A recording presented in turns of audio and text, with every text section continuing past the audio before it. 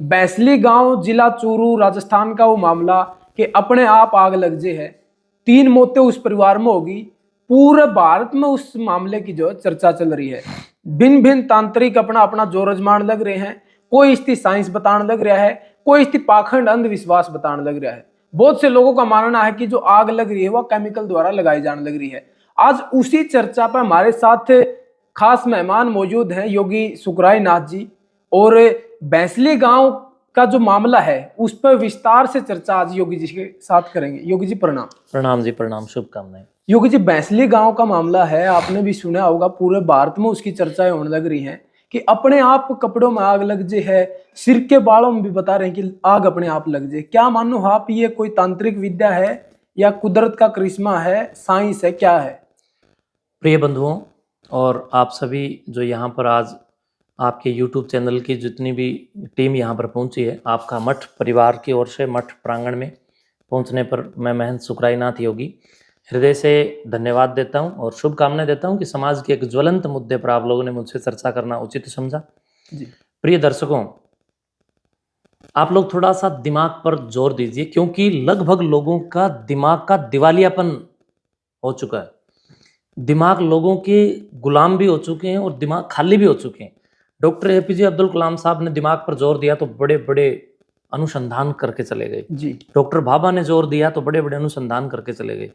Doctor medal ने किया, Darwin ने किया, आइंस्टीन ने किया, तो बड़े बड़े हमारे को आविष्कार दिए। लेकिन हमारे दिमाग खाली पड़े हैं आम जनता के, तो वो खाली पड़े दिमाग या तो डर से डराए जा सकते हैं या भय से भयभीत किए जा सकते हैं।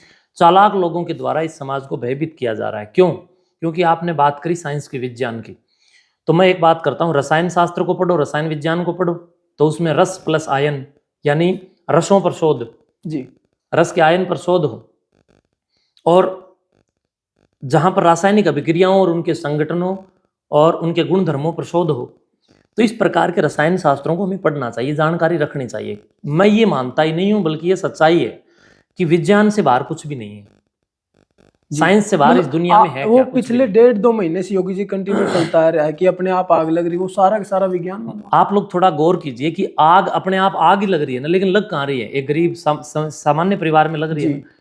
ये आग भारत देश में मेरे पास कई बार खबर आती है बंधुओं, ये आग लग कहाँ रही है? सामान्य परिवारों में आग लग रही है। किसी भी IPS IAS के घर जिंदगी में कभी भी आग नहीं लग रही, ना कभी लगी ना लगे। मतलब डरे हुए लोगों के, जहां पर कोई फरेबी और चालाक आदमी अपनी पहुंच रखता है, वहीं उन्हीं घर परिवार तक आग आदि लगने का षड्यंत्र हो रहा है। क्योंकि आम आदमी के सामान्य परिवारों के साथ छलावा आम साधारणतया हो सकता है। किसी मुख्यमंत्री की कोठी में आग क्यों नहीं लगती? किसी SP की कोठी में आग क्यों नहीं लगती? किसी DC के ऑफिस में या उसकी कोठी में आग क्यों नहीं लगती? क्या भूतों को डर लगता है क्या उनके घर जाने से? आप पीछे हरियाणा में चोटी कटगी का एक पाखंड सुना होगा जी। एक भी उस महिला की चोटी नहीं कटी जो IPS IAS या MP MLA हो या कोई बड़ी ऑफिसर हो जिसका चारों ओर सुरक्षा का पहरा रहता हो, बल्कि जिन लोगों के आटे वाले पीपे में चूहे कूद रहे हो, उन लोगों के घर में उस समय महिलाओं की चोटियां कटी। ये सब केमिकल और पदार्थ विद्या है, पदार्थ विद्या के द्वारा किया जा रहा है और चालाक लोगों की चालाकियां हैं, षड्यंत्रकारी अपना काम कर रहे हैं समाज को दहशत में ला करके, और फिर वो अपना वहां पर तंत्र विद्या का पाखंड करके लूटना चाहते हैं। इसके पीछे यही कारण है। 3 मौतें उस परिवार में हुई 14 दिन के अंतराल के बीच में, मतलब 14 दिन बाद फिर एक मौत, 14 दिन बाद फिर एक मौत। तो इसने आपके मानना, मैं जब एक संत ने तपस्या करी उस घर के बाहर, तो फिर जो 14वां दिन ऐसा नहीं है, उस पर गौर कीजिए आप जी। नशा करने वाले को आप संत नहीं कह सकते किसी को भी, और गौर करें कि कौन आदमी क्या कर रहा है। मैं पहले मेरे तो दुश्मन हजारों हजार लाखों दुश्मन है, और हो जाएंगे इस वीडियो से 5-7 हजार, क्या फर्क पड़ता है। पर मैं आपको ये बताना चाहूंगा बंधुओं कि वो आग लगनी बंद क्यों हुई और कब हुई? जब पुलिस ने पूरी जकड़बंदी और घेराबंदी उस घर की कर दी, सारे घर को पुलिस ने हाईजैक कर लिया, अपने सिस्टम में ले लिया, भूत को डर लग गया। पुलिस जो ही वो कमान संभालती है आग लगना बंद हो जाती है। जब तक पुलिस थोड़ा ढीली रहती है आग लगती रहती है, यानी उसी सिस्टम के अंदर सेंध लगाई जा रही है। रही बात 14 दिन की जी, तो आप ये देखिए, भूत कोई पढ़े लिखे है क्या? या भूतों की कोई अलग से यूनिवर्सिटी है क्या? कहां से MBBS करके आ रहा है भूत? या कहां से वो गणितज्ञता प्राप्त करके आ रहा है? क्या दिन गिनना भूत का काम है? नहीं, मतलब बता रहे हैं जो दिन गिन के मार रहा है, इसका मतलब ये है कि कोई चालाक आदमी, और जिसको गिनती आ रही है वही व्यक्ति ये काम कर रहा है। दूसरी बात, ये जो हो रहा है इसके पीछे वहीं के लोकल किसी व्यक्ति का हाथ हो सकता है। उसकी साइंटिस्टों को जांच करनी चाहिए, और जब उच्चतम जांच बैठेगी तो मैं समझता हूं कि सरकार इस पर गौर करेंगी और जांच करवाना चाहेंगी, तो इसका रिजल्ट और हल निकल करके आएगा। मतलब जो 3 मौतें हुई है उसके पीछे भी कोई न कोई बुद्धिमान चालाक आदमी बुद्धिमान नहीं कह सकते इसको, आप चालाक कह सकते हैं। चालाक आदमी जिसको गिनती आती है, यानी बहुत ज़्यादा चालाकी के द्वारा ये काम किया गया है, और वो लोग समाज को अंधेरे का डर दिखाकर अपने टॉर्च बेचना चाह रहे हैं और अपनी दुकानें चलाना चाह रहे हैं। इस प्रकार के गांव-गांव में कई पुच्छा वाले भी होते हैं जो परिवारों के 1-2 भोले डाले व्यक्तियों को अपने चंगुल में लेते हैं और उन लोगों से इस प्रकार के अपराध कराते हैं। अभी मेरे एक मित्र हैं सेशन जज, एक रोज हम उनके पास बैठे थे, तो मैं कुछ उनके प्रोटोकॉल के कारण नाम नहीं बताना चाहूँगा, तो उन्होंने मुझे कहा कि महंत जी, मेरे पास एक ऐसा केस आया जिसमें एक तांत्रिक ने एक व्यक्ति को ये भ्रमित कर दिया कि भाई तू रातों रात करोड़पति हो जाएगा अगर एक छोटे से 5-7 साल के नाबालिग बच्चे की गर्दन काट के ला दे, मुंडी। अच्छा। तो बोले उस जज साहब कह रहे हैं मुझे ये, और केस चले हुए हैं। तो उस व्यक्ति ने लालच में आया, रातों रात करोड़पति बनने के चक्कर में उस व्यक्ति ने एक कोई पड़ोस के ही अंदर खेल रही छोटी सी गुड़िया गर्दन काटी और मुंडी लेकर के चला गया। तांत्रिक ने कहा भी ये मुंडी तो अंग भंग हो गई, गर्दन काटते वक्त कान कट गया। अच्छा जी। दूसरी मुंडी लेके आ जिसका कान साबुत हो। तो उसने फिर एक अपराध किया और बहुत चालाकी के द्वारा किया। कई दिन घूमते घूमते एक उसी तरह छोटे बच्चे को टॉफी आदि खिला के एकांत में ले जाएगी, उसकी गर्दन काटी और डेड बॉडी को नीचे वाली धड़ को कहीं जंगल में दबा दिया गया, और समाज ने कहीं और उसके ऊपर शक किया। ओरिजिनल आदमी बाहर घूमता रहा। नहीं, फिर इस तरह की घटनाएं क्यों करवाई जा रही थी? वो तांत्रिक लोग उनको लालच देते हैं और समाज के अंदर एक भय का माहौल बनाना चाहते हैं, मुंडी आदि रखते हैं और सामान्य लोगों को वो दिखा करके उनसे डराया जाता है। और जो पैसे वाले लोग भी हैं वो इन चीज़ों को जानते नहीं, उनके पैसे पर डाका डाला जा रहा है, केवल और केवल वो पैसा। आज भारत सरकार पैसे बंद कर दे, मैं कहता हूँ लगभग अपराध भी बंद हो जाएंगे, तंत्र मंत्र छोड़ देंगे, तांत्रिक भी, सारा रोड़ा पैसे का है और कुछ नहीं। मतलब सब कुछ जो हो रहा है ये भैंसली वाला या फिर जो आप बता रही है सब कुछ रुपये के लालच में हो रहा है। ये सब कुछ पैसों के लालच में और सब समाज को डरा करके अपनी दहशत जमाने के लिए कोई व्यक्ति दहशत जमाएगा और फिर उसको ठीक करने के नाम पर ढोंग करेगा। अब वो केमिकल है, उसकी अवधि समाप्त हो जाएगी, आग लगना बंद हो जाएगी, तो वो कहेंगे मैंने कर दिया इसको ठीक। योगी जी एक बात और है, उसी परिवार को क्यों टारगेट किया गया? इसके पीछे केस षड्यंत्र मानो आप। किसी को तो टारगेट किया जाएगा ना, कहीं से तो भय को तैयार किया। अगर किसी और परिवार को किया जाता तब भी आपका यही प्रश्न होता कि वहां से क्यों किया गया। तो किसी को तो टारगेट किया जाएगा। मेरे को टारगेट करेंगे तो उनकी जाड़ नहीं पाड़ दूं, पुलिस को टारगेट करें तो पुलिस उनकी जाड़ पाड़ ले, फौजियों को टारगेट करे तो AK-47, पुलिस को टारगेट करे AK-47, नेता मंत्रियों को करे तो बाहर सुरक्षा घेरा। तो टारगेट तो उसी आदमियों किया जाएगा जो सामान्य परिवार का है, जिस बेचारे का सुरक्षा घेरा कमजोर है, थोड़ा उसी का घेरा जाएगा जिसका सुरक्षा घेरा साधारणतः टूट जाए। तो इस तरह के परिवारों को टारगेट। जो मौत उस परिवार में हुई है उसका क्या मानना आपने? कुदरती जो मौत हुई है या फिर मर्डर इसके पीछे हो उसका है? देखिए कई बार कुदरती भी मौत हो जाती है, इसमें कोई शक नहीं। बहुत कार्य प्राकृतिक, मतलब एक 14 दिन के अंतराल में वो भी प्राकृतिक हो सकते हैं, कोई जरूरी नहीं है कि नहीं हो सकते। बहुत काम ऐसे हैं जो हम नहीं सोच सकते लेकिन वो हो सकते हैं। लेकिन इस कार्य के पीछे जो आग लगने का ढोंग हुआ, CCTV कैमरे नहीं बल्कि कैमरों का DVR का जलाना, और ये जितने भी वहां पर घटनाक्रम हो रही है, पुलिस का कब्जे में लेते आग का बुझ जाना, और पहने हुए कपड़ों में आग नहीं लगना बल्कि टंगे हुए या रखे हुए कपड़ों में आग लगना, ये सारी की सारी षड्यंत्र की बू है। और इसके ऊपर सरकारों को चाहिए कि गहन जांच बिठा करके इन सारी गतिविधियों को भविष्य में किसी और के साथ ना घटने दें और ऐसे दोषियों को कड़ी से कड़ी सजा दी जाए। और कोई पुच्छा वाला, कोई तांत्रिक, कोई मौलाना, कोई मौलवी, कोई पाखंडी, कोई आडम्बरी, कोई शैतान इस कार्य में संलग्न हो तो उसको मैं समझता हूँ कि सलाखों के पीछे नहीं बल्कि शानदार सजा उसको दी जाए, जो कि लोगों के लिए एक उदाहरण बने। अच्छा योगी जी, आप बता रहे हो कि अकेले भैंसली गांव का जिक्र नहीं है, जगह जगह पर इस तरह की घटनाएं देखी जा रही हैं और लोग इन घटनाओं का शिकार भी होने लग रहे हैं। तो आपके मानो हो कि समाधान क्या हो इस चीज का? समाधान है जांच, साइंस, इसका एक ही समाधान है, दूसरा और कोई समाधान नहीं। कोई पुच्छा वाला कुछ नहीं कर सकता। मैं आपके इस लाइव चैनल पर एक बात करना चाहूंगा कि अगर इस देश के किसी पुच्छा वाले में दम है किसी तांत्रिक में कोई दम है तो मेरा कुछ उखाड़ के दिखाओ। शुक्राईनाथ से जब किसी तांत्रिक का पंगा होता है तो शुक्राईनाथ को मारने के लिए शस्त्र प्रयोग करते हैं। मैं कहता हूँ यार अब भी मैं मंत्र प्रयोग कर लो ना। भी मेरे को मारने के लिए शस्त्रों का या तमाम प्रकार के संसाधन और हथकंडे अपनाए जाते हैं। तुम्हारे पास जब मंत्र है, तंत्र है, तुम मुझे उसी से क्यों नहीं मार देते? तो मैं आप सबसे भी यही कहूंगा कि ये तांत्रिक, जो मेरे भी बहुत बड़े बड़े तांत्रिक विरोधी हैं और देश के कई राज्यों में मेरे विरोधी तांत्रिक हैं। क्यों? क्योंकि मैंने उन लोगों को जेलों में डलवाए हैं, उनके ऊपर मुकदमे किए हैं, उनको अंदर करवाए हैं, उनकी कारनामों को पकड़वाए हैं। ऐसे लोग सामान्य समाज को ही छल सकते हैं, जागरूक व्यक्ति को ये लोग कुछ नहीं कर सकते।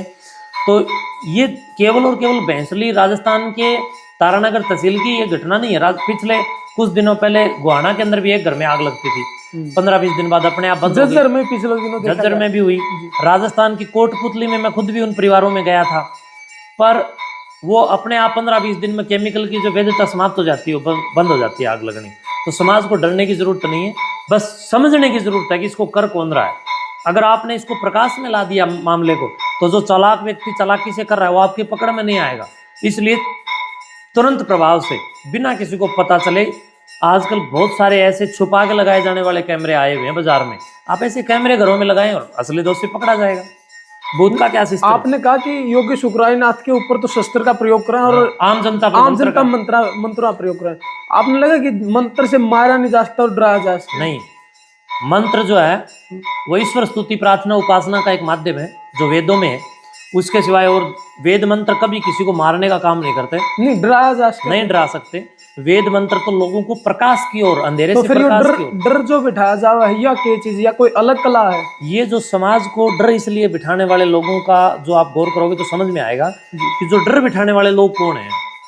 डर बिठाने वाले लोग वो हैं जो अपने आप को अधिष्ठाता समझते हैं, अपने आप को भगवान या अपने आप को समाज के ऊपर एक बहुत बड़ा शहंशाह साबित कराना चाहते हैं, बहुत बड़ा देवता उसके अंदर आता है, या कोई ऐसा व्यक्ति साबित कराना चाहते हैं भी मेरा इतना प्रभाव हो कि मेरा हाथ जिस पर टिके, लोग अपने आप ये बात करें कि फलाना औजा तो इतना दमदार है कि उसने घर बैठे उसके पास गए तो उसने ये किया और उसके द्वारा समाधान हो गया, ताकि उसका प्रभाव रहे और समाज उसको सैल्यूट करे और उसको पैसा मतलब एक अपना वर्चस्व बनाने के लिए सब कुछ। अपने वर्चस्व की स्थापना, अपनी औकात की स्थापना करने का प्रयास है, इसके सिवा और कुछ नहीं है।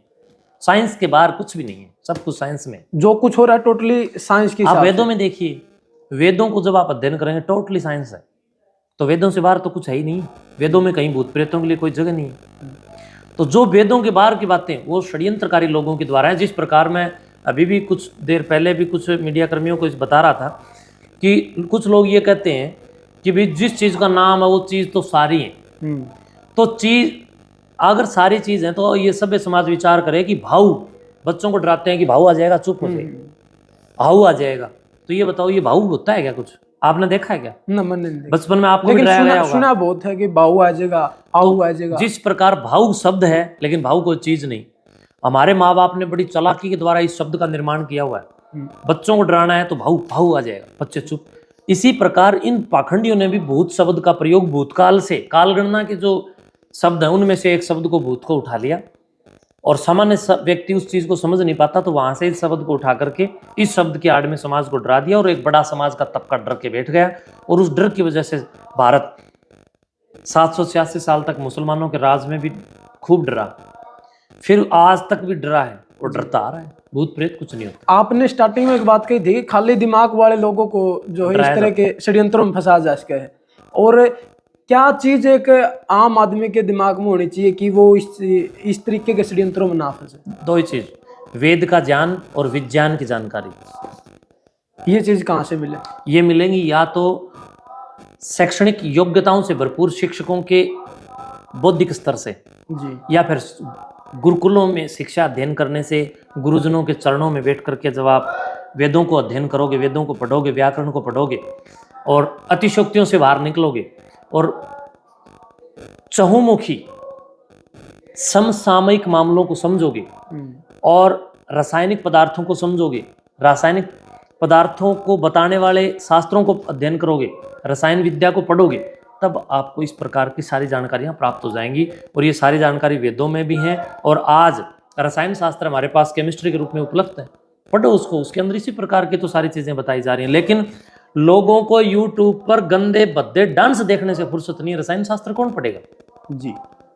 एक बड़ा तबका समाज का ऐसा है जो यूट्यूब का दुरुपयोग कर रहा है। मैं समझता हूं कि अपने बच्चों को शाम को आप केमिस्ट्री, आप देखते हैं बहुत सारे शिक्षक यूट्यूब के ऊपर पढ़ा रहे हैं, तो वहां से केमिस्ट्री की कक्षाएं लगाओ, अपने बच्चों को आप रसायन शास्त्र पढ़ाने और पढ़ने के लिए आगाह करो। बढ़िया बढ़िया नैतिक जो पतन हो रहा है उसके विरुद्ध नैतिक शिक्षा की किताबें और पुस्तकें उपलब्ध करवाओ।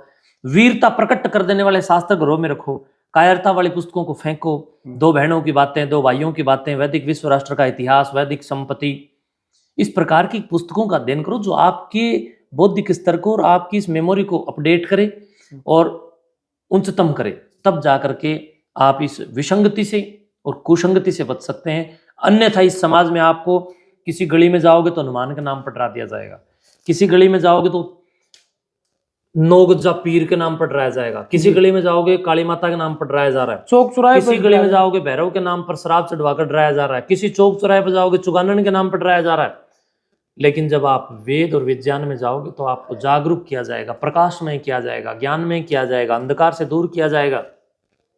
भारत के किसी गली से निकल जाओ, कोई न कोई पाखंडी आपको डराने वाला बैठा है जी। लेकिन जब आप जापान में जाओगे, किसी और देश के किसी भी गली चौराहे से निकलोगे तो वहां हर गली में एक साइंटिस्ट बैठा है, वहां किसी घर में आग नहीं लगती, और आग लगती है तो तुरंत रिसर्च कर लेंगे, उनको पता चल जाएगा इसका। आपने एक मैंने संत शब्द का प्रयोग किया था एक भगमाधारी के नहीं, उससे पहले आप सुनिए, आप साइंस के अंदर आप इस चीज को देखेंगे, एक शब्द आता है प्रकाश का अपवर्तन और प्रकाश का परावर्तन।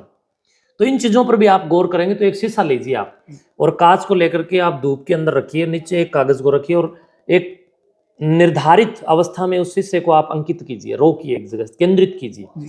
जब सूर्य की किरणें आकर के उस पर गिरेंगी तो नीचे पड़े हुए कागज के ऊपर जब उसका निर्धारित प्रकाश का वहां पर किरणों के रूप में जब लेंस लेकर के जब उसके ऊपर आप लगाओगे तो वो किरणें उस कागज को भी जला देती हैं। बिल्कुल। तो ये सारी चीजें अगर अनजान आदमी और अनपढ़ आदमी और पहली बार जिसने देखा है वो देखेगा, सो चमत्कार समझेगा, तो उसका समझ में नहीं आएगा, वो सोचेगा हो इस शीशे में ओपरी पर आई है।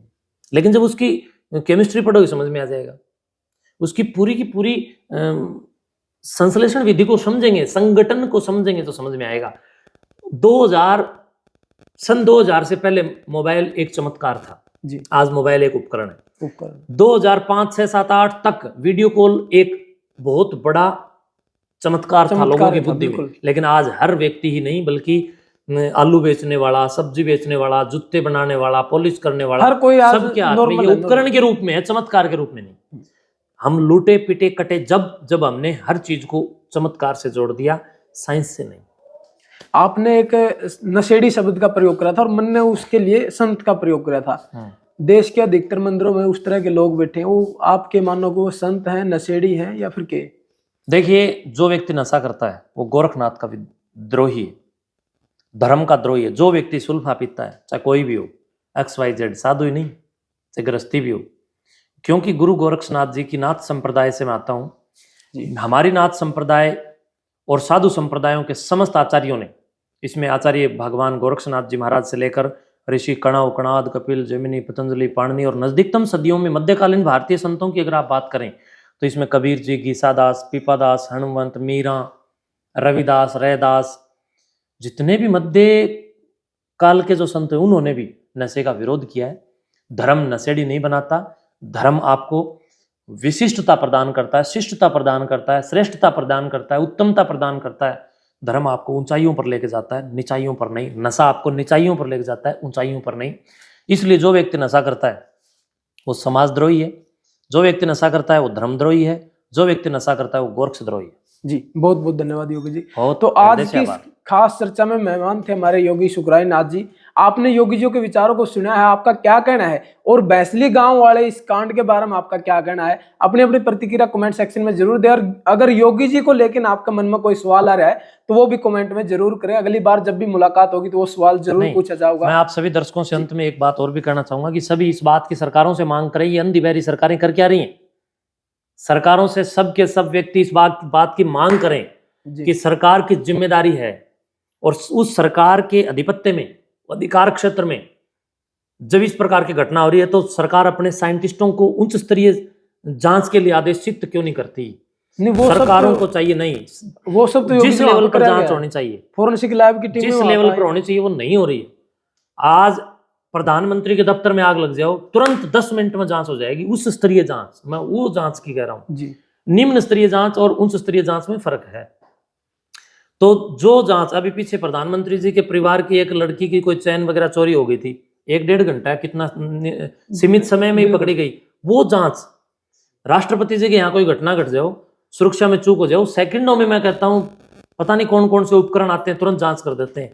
आज भैंसली गांव में जो हो रही है, या तो सीबीआई से सरकारें उसकी जांच कराएं, और अगर सीबीआई से नहीं करवा पाती हैं तो आप सामान्य जनमानस का ये कर्तव्य दायित्व बनता है कि सरकारों से ये निवेदनात्मक ढंग से आप लोग मांग करें कि जो ये भैंसली गांव में घटना हो रही है, एक भैंसली गांव की नहीं बल्कि देश के कई राज्यों में कई सामान्य गरीब परिवारों में घटनाएं हो रही हैं, अमीर परिवारों में नहीं हो रही हैं।